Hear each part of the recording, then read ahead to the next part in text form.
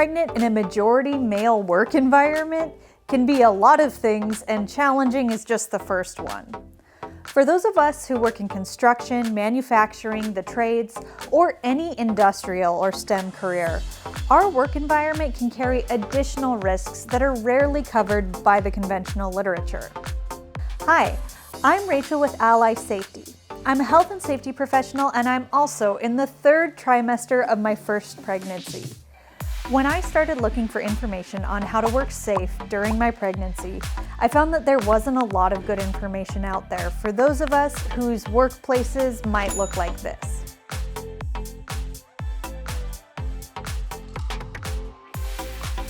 So, in today's video, we're going to start with 4 essential tips to help you navigate pregnancy in the industrial world. Without further ado, let's waddle on into it.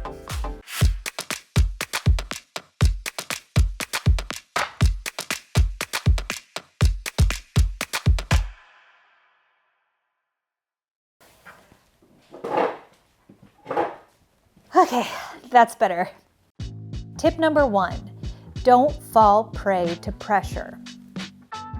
While doing research for this video, I came across a really great study from Washington State University, which found that concerns about pregnancy stereotypes can lead to workplace accidents.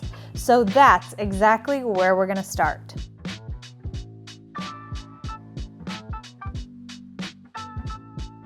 As we know, being pregnant is a sensitive time both physically and mentally.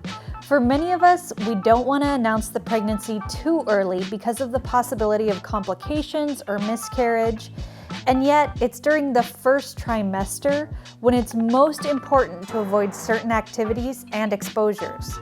That's also when some of us will have some of the most severe symptoms. Later in pregnancy, our condition becomes more obvious, which brings its own challenges and limitations. Well, that's dead to me now. Sometimes it's not even mental or emotional, it's just plain physics. The issue is, pregnant women tend to be concerned that their performance at work will confirm negative pregnancy stereotypes.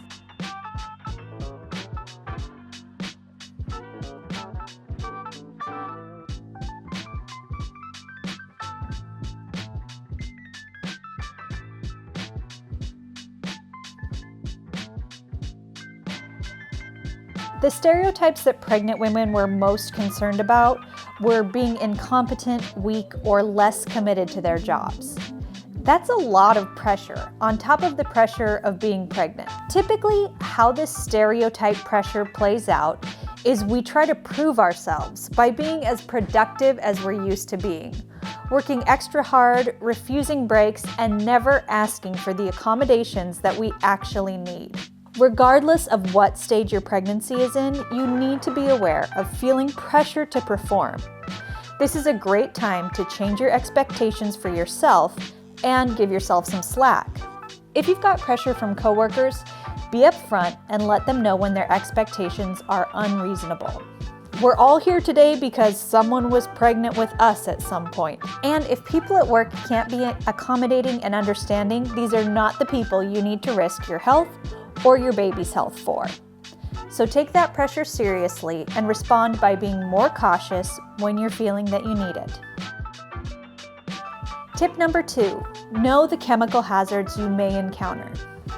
If you've seen my videos before, you may have seen the video on the Hazard Communication Standard or safety data sheets.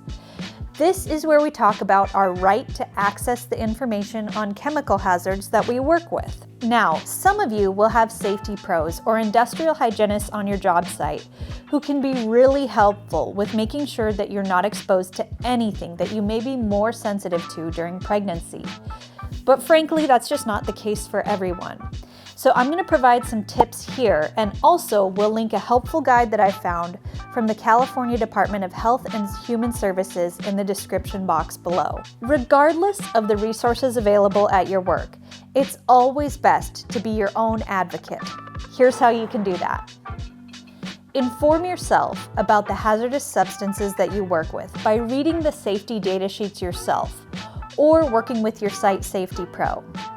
These should be available for any hazardous substance in the workplace, and your employer is actually required to make them available to all employees. I suggest starting out with Section 2, Hazard Identification. Look for anything that's listed as a reproductive toxin. These can be chemical, radiological, or microbiological hazards that can potentially impact the reproductive system. Also, look for the terms embryotoxins or teratogens, which can cause issues in an embryo or a fetus. Embryotoxins cause the most damage during the first trimester in particular. Then look at Section 8, Exposure Controls and Personal Protection to make sure you have what's needed to prevent exposures. This section is a good starting point, but your safety department will usually have a more robust plan in place. Many women will find that they don't need to worry, but there are women who work in more dangerous industries and some chemicals can cause serious issues, so you need to make sure you're taking adequate precautions if you work with any of them. Use PPE, ventilation, and other safety considerations recommended by your employer. And if you've done that and you still don't feel comfortable, see if they can provide accommodations for you, or substitute a hazardous chemical with a less hazardous one. If you're not sure how to interpret the information or you want medical advice, bring a copy to your doctor.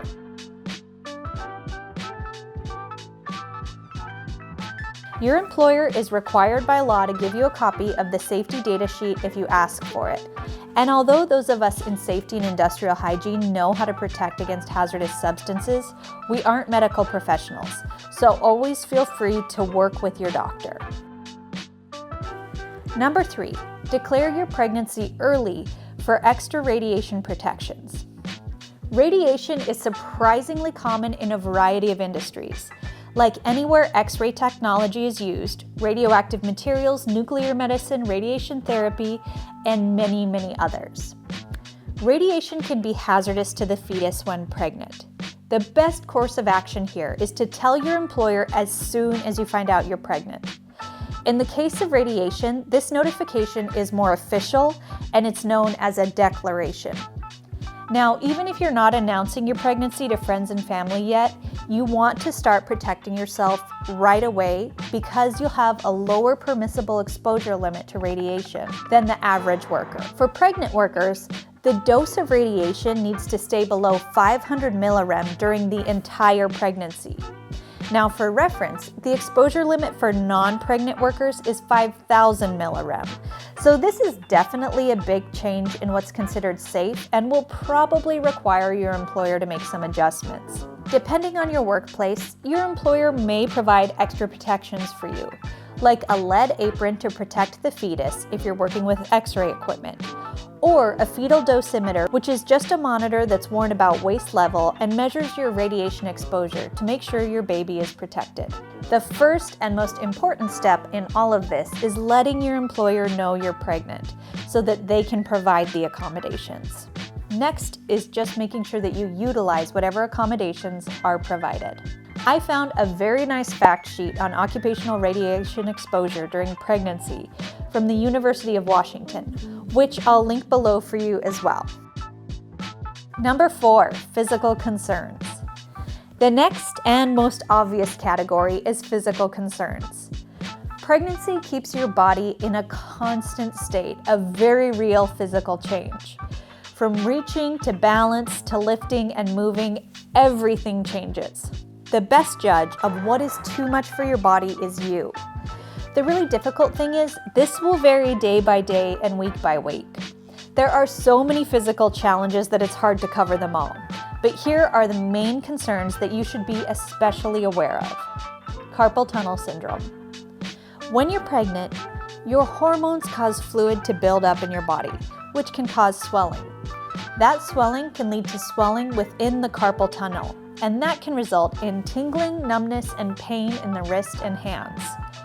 This is so common that it's estimated that 30 to 60% of pregnant patients notice it. Although it can happen throughout the pregnancy, it's the most common after the 30-week mark. If you experience this, try to get support for your wrist. Talk to your doctor about how to alleviate the discomfort, and talk to your safety pro as well. Relaxin complications. During pregnancy, a hormone called relaxin is produced that relaxes the ligaments and tissues to make room for the growing baby. It can be good, but it can also have painful side effects for us pregnant women. If you have any sort of postural or musculoskeletal imbalances prior to pregnancy, relaxin can wreak havoc on our normal daily tasks, causing pain in the lower back, SI joint, and pelvis. If you're experiencing this at work, you need to scale back the physical and manual tasks you do and get yourself as comfortable as possible. Work with your doctor or a physical therapist as well to help your body adjust and realign to these changes. Balance. Your body's center of gravity is constantly changing during pregnancy. In fact, a study in the Maternal and Child Health Journal found that 27% of pregnant women suffered a fall during pregnancy, and some fell 2 or more times. It makes sense because our bodies are very obviously differently shaped, and as soon as we get used to a shape, our bodies change again. To help manage your balance, take it slow and don't rush. Doing balance and strengthening exercises can be a huge help. Avoid activities that increase the risk of falling, like climbing ladders, walking on slippery surfaces, and if your feet have changed size, make sure your shoes or steel-toed boots aren't going to have a detrimental effect. Size up when you need to.